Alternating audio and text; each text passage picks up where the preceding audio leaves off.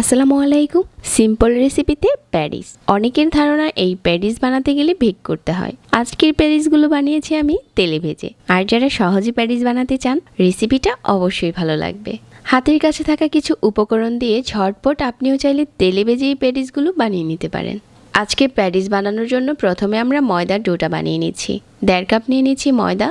1.5 cup ময়দার সাথে পরিমাণ মতো লবণ মিশিয়ে নিচ্ছি। 2 টেবিল চামচ দিয়ে দিচ্ছি রান্নার রেগুলার তেল। এখন ময়দার সাথে তেলটা ভালো করে মেশাতে হবে।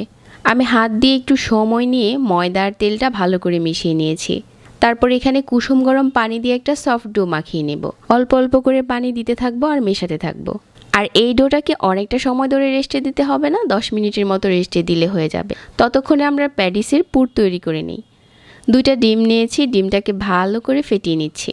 তারপর চুলায় একটা প্যান বসিয়ে 2 টেবিল চামচ দিয়ে দিচ্ছি রান্নার রেগুলার তেল। আর এখানে 1 কাপ দিয়ে দিচ্ছি পেঁয়াজ কুচি। আপনি চাইলে ডিম ছাড়া শুধু পেঁয়াজ দিয়েও প্যারিসের পুরটা বানিয়ে নিতে পারেন, সাথে চিকেনও অ্যাড করতে পারেন। পেঁয়াজটা যখন ভাজা হয়ে গেছে, তারপর এখানে 1/2 চা চামচ রসুন বাটা আর 1/2 চা চামচ আদা বাটা দিয়ে দিচ্ছি।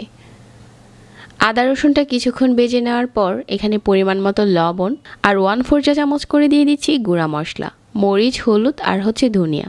এই গুঁড়া মশলাগুলো মিশিয়ে নিয়েছি। আর এখন যে ডিমটা আমরা আগে থেকে ফেটিয়ে রেখেছিলাম ওইটা অল্প অল্প করে দিয়ে মিশিয়ে নিচ্ছি। আপনি চাইলে এখানে একটা ডিমও দিতে পারেন। মিডিয়াম আঁচে ভালো করে ডিমটা মিশিয়ে নিয়েছি পেঁয়াজের সাথে। তারপর এখানে ধনেপাতা কুচি আর কাঁচামরিচ কুচি দিয়ে দিচ্ছি। আর আমাদের প্যারিস বানানোর জন্য এই পোরটা এখন রান্না করা হয়ে গেছে। চুলা থেকে নামিয়ে ঠান্ডা করে নিচ্ছি। একটা বাটিতে নিয়ে নিচ্ছি 1/4 কাপ রান্নার রেগুলার তেল আর 3 টেবিল চামচের মতো কর্নফ্লাওয়ার। এখন তেল আর কর্নফ্লাওয়ারটা ভালো করে মিশিয়ে নিচ্ছি। মেশানো হয়ে গেছে, তো আমরা এখন প্যারিস বানানোর জন্য রুটিগুলো আগে বানিয়ে নিচ্ছি। এখান থেকে ছোট ছোট ডো বানিয়ে নিচ্ছি। আর এভাবে করে বেলে 5টা রুটি বানিয়ে নিচ্ছি।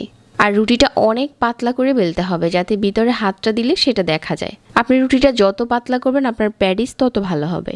এরকম পাতলা করে রুটিটা বানিয়ে নেওয়ার পর আমরা কর্নফ্লাওয়ার আর তেলের যে মিশ্রণটা বানিয়েছিলাম ওইটা উপরে দিয়ে একটা একটা করে রুটি বিছিয়ে দিচ্ছি। এভাবে করে আমি 5টা রুটি একসাথে করে নিয়েছি। এখন উপরে আবারও তেল আর কর্নফ্লাওয়ারের মিশ্রণটা মিশিয়ে রোলের মতো করে বানিয়ে নিচ্ছি। তারপর যে কটা প্যারিস তৈরি করব ওইরকম সাইজ করে কেটে নিচ্ছি। কেটে নেওয়া হয়ে গেছে, এখন এখানে একটা একটা করে বানিয়ে নিচ্ছি। হালকা হাতে বেলে একটু ছড়ানো আর পাতলা টাইপের একটা রুটি করে নিচ্ছি। অনেক বেশি পাতলা না, আবার অনেক বেশি মোটা না। তারপরে এই রুটিটাকে স্কোয়ার শেপ করে কেটে নিচ্ছি। যে ডিমের পোরটা তৈরি করেছিলাম ওই পোরটা মাঝ বরাবর দিয়ে প্যারিসের মতো করে বাজ দিয়ে দিচ্ছি। আর সাইডে অবশ্যই পানি লাগিয়ে দিতে হবে।